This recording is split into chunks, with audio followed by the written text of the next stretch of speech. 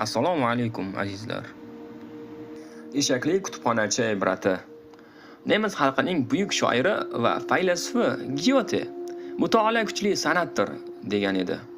Bu san'atni egallamoq kishidan kuchli aql va oliy toifadagi farosatni talab etadi.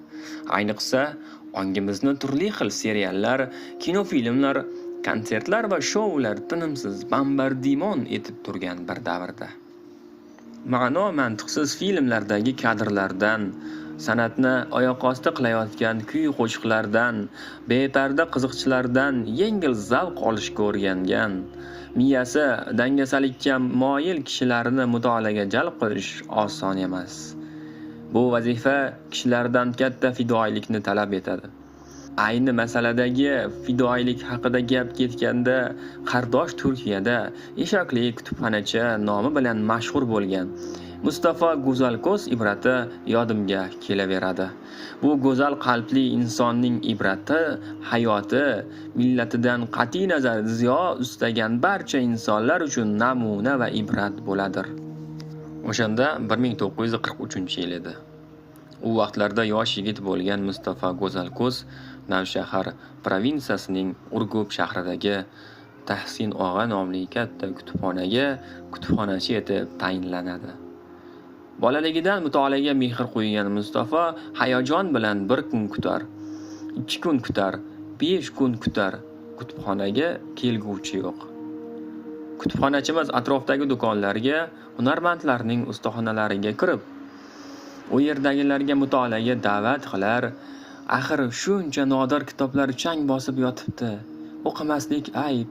Keling, ozgina vaqt ajrating, o'qing, 2 dunyo saodatini topasiz. Der, ammo odamlar unga quloq osmaslar.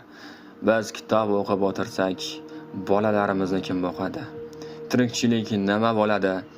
Kitob o'qish tashvishi yo'qlarning ishi, derlar. Mustafa hokimiyatdagi ma'murlarga ahvolni bildirganida ular: "Ey, nima qilasan? Boshingni og'ritib. Joyingda tinchgina o'tiravermaysanmi? Maoshingni vaqtida olayotgan bo'lsang, shinamgina, sokingina ish joying bo'lsa, senga yana nima kerak? Nima, kutubxonadagi odamlar kelsa maoshing ortib qolarmidi? U kutubxonaga necha yillardan beri birov borib kitob olmaydi. Sen behuda jon kuydirma. Bizlarga ham tashvish orttirma. O'qish, o'qimaslik shaxsiy masala. Kerak bo'lsa o'qishsin, o'qishmasa sadaqai sar, derlar." 23 yoshli kutubxonachi bu gaplardan og'rinib, odamlarni mutolaaga jalb etish yo'llarini izlay boshladi. Har davrda bo'lgani kabi, bu davrda ham o'z ishiga sovuqqon, kibrli amaldorlarning qabuliga kirish va ulardan amaliy yordam olish oson ish emas edi. Mustafa o'zi jahd qilgan ish haqida rafiqasiga so'zlaganida ayolining hayrati ortar. "Telba bo'libsiz, bo'ladigan ish emas. Hech ham natija chiqara olmaysiz", derdi. Ammo Mustafa o'zi qarorida sobit qoldi. U tund yuzli, kibrli, chiroyli bo'yinbog' taqib, kabinetda sigareta bursitib o'tirishni qoyillatadigan, "Bizga islohotlar kerak emas, tinchgina maoshimizni olib yursak bo'ldi" degan fikrda bo'lgani uchun ham xalqqa 2 pullik foydasi tegmaydigan amaldorlarning qabuliga qatnay o'ziga bitta eshak ajratib berilishiga erishdi.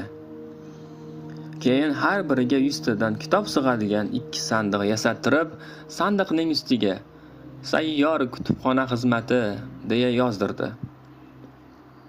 Kutubxona eshigiga ish kuni dushanba va juma deb yozdirdi-da, o'zi sandiqlarni kitoblarga to'ldirib, qishloqma-qishloq keza boshladi. Mustafa o'zini qiziqish va hayrat bilan qarshilayotgan qishloq odamlarini bir joyga to'plar, ularga sandig'idagi kitoblarni sharhlab berar ekan: "Bu kitoblarni sizlarga o'qish uchun tashlab ketaman. Roppa-rosa 15 kundan so'ng ularni olgani kelaman va o'rniga boshqa kitoblar keltiraman. Sizlar esa o'qigan kitoblaringizdan olgan taassurotlaringizni men bilan o'rtoqlashasizlar", derdi. Jonkuyar kutubxonachi shu taxlit o'nlab qishloqlarni kezib, kitoblar va mutolaa targ'ibi bilan shug'ullandi. Uning ovozasi uzoq-uzoqlarga tarqaldi.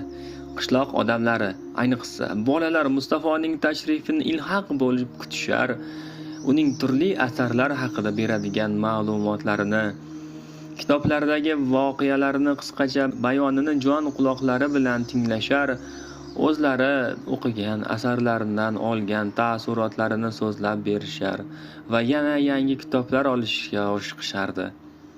Mustafa go'zal ko'zning sa'y-harakatlari tufayli Kapadokiyaning chekka qishloqlaridagi bir necha yuzlab odamlar turk va chet el adabiyotlarini, nodir asarlarini o'qib, mag'zini o'qish baxtiga muyassar bo'ldilar. Ma'rifat saodati ma'naviy-ma'rifiy ijtimoiy-siyosiy gazetasining 2018-yil 2-avreldagi sonidan olindi. Yaqinlariga ham ulashing.